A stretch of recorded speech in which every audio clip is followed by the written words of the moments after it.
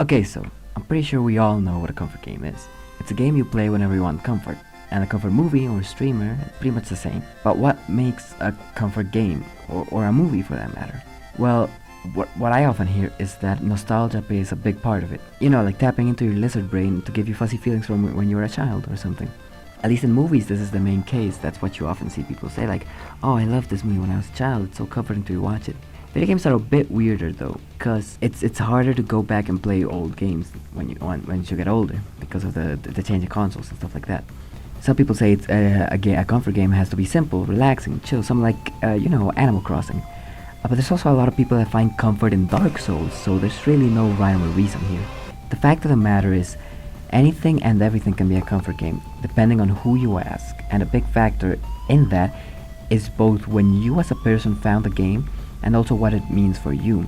There's a long and complicated way for me to say that my comfort game is SlimeRancher, and I wanted to understand why that was. Nostalgia is out of the window because I picked this game up around like the middle of 2021. Furthermore, although a lot of people think a comfort game has to be cute and simple, this isn't really the case. You know, cozy and comforting are not the same thing. You see, set me down to play like an Animal Crossing or a Stardew Valley, and I'll fall asleep within the hour. So what makes this game special? Honestly, I have no idea. But a good place to start looking is the plot of the game. Okay, the plot of the game is about this girl, Bia, who decides to go out and become a SlimeRancher, seeking more in life and an escape from her own reality back on Earth, I assume. And in the end, that's sort of why we fall back on comfort media to feel safe and escape life for a bit. The Far Far range is the perfect way to just get away from life. It's isolated. Sure, there are NPCs that you can talk to, but you never really see them. It's just you all alone, surrounded by slimes. And there's a certain level of quiet that just enables you to relax and unwind.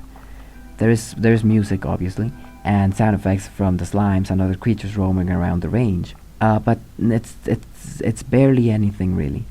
I don't know how to explain this, but it feels like you've just retired and are living on a farm doing simple things such as feeding slimes or planting fruit.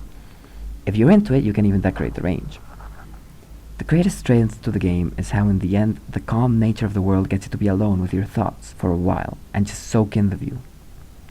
It doesn't take up your concentration and have you sweating up a storm. This could have been just a game about farming slimes for eternity, but oddly enough the game does have a sort of end to it. You can keep playing after it, but it is an ending. You don't have to actively do much to reach the said ending. Just read a couple of letters and go to a specific location on the map, and that's that. Okay, listen. It's at this point in the video that I have to come clean. I have tried to find objective reasons as to why I love this game and why it feels so comforting to play. But as with any comforting piece of media, like I said before, it really comes down to personal experience. And now I'm gonna go ahead and say a lot of dumb and very personal things to explain why this game means the world to me. So I'm very sorry about this. To keep things brief, avoiding sounding like a whiny little bitch, I feel lonely. I often struggle with a feeling of perpetual loneliness. And when I found this game, it was arguably my loneliest moment in life. It was the middle of the pandemic, all stuffed up in my own room. I quarantined for a long time, really. The artificial loneliness of SlimeRancher made me find comfort in my own real loneliness by just embracing the silence of it all and learning to exist with myself. All the tasks in the range became like clockwork to me, and it was satisfying to just exist in the range, accomplishing simple things for the simple fact that I wanted to. Nothing else to it.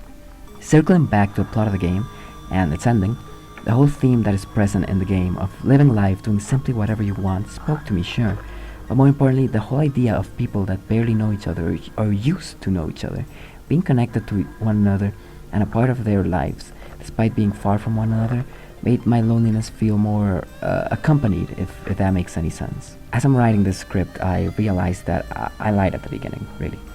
I absolutely have nostalgia for this game because it helped me pass through the loneliness I was feeling back in those years. I know that this whole spiel I'm going on and on about, it's probably gonna sound silly to a lot of people because in the end, I know that it relies on my own personal experience. That's why I feel it and why a lot of people find it silly. In the previous videos that I made, like the Katana Zero and Bugsnax one, they tried to be reviews. This is just me trying and failing to explain to myself why it's comforting for me, but it just is. In the end, I can't view this game objectively because it means so much to me, but I don't really care because I know that whenever I feel down or lonely, or I feel like the world is crushing me, I can always go back to a far, far range, even if just for a couple of minutes, and feel like, for a second, the world is quiet, and despite everything, despite just sitting alone in my room playing video games, I feel like I have friends and people right there next to me through it all, and everything is just fine, even if just for a minute.